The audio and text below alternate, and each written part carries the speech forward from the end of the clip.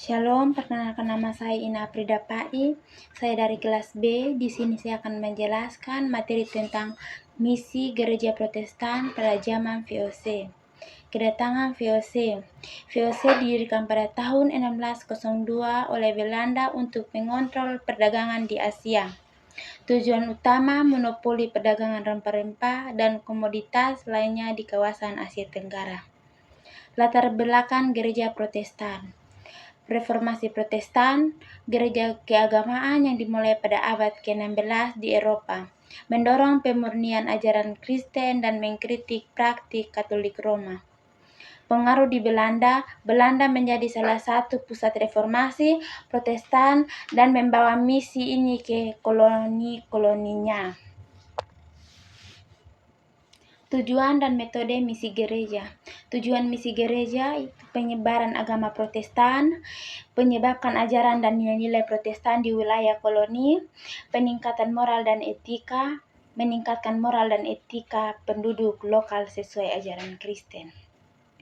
Metode penyebaran misi gereja itu yang pertama itu pengiriman misionaris. Misionaris dikirim dari Belanda untuk mengajarkan ajaran Protestan.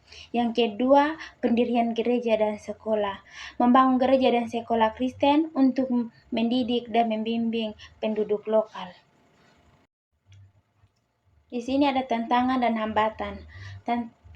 Tantangannya adalah perlawanan dari penduduk lokal. Yang kedua, budaya dan agama setempat. Yang ketiga, penduduk lokal memiliki kepercayaan dan tradisi yang kuat. Yang keempat, penolakan terhadap ajaran asing yang dianggap mengancam budaya lokal. Hambatannya, keterbatasan sumber daya, jumlah misionaris, terbatasnya jumlah misionaris yang dapat dikirim dari Belanda, dan kesulitan dalam merekrut dan mempertahankan misionaris di daerah terpencil. Dan di sini juga ada dampak dan pengaruh.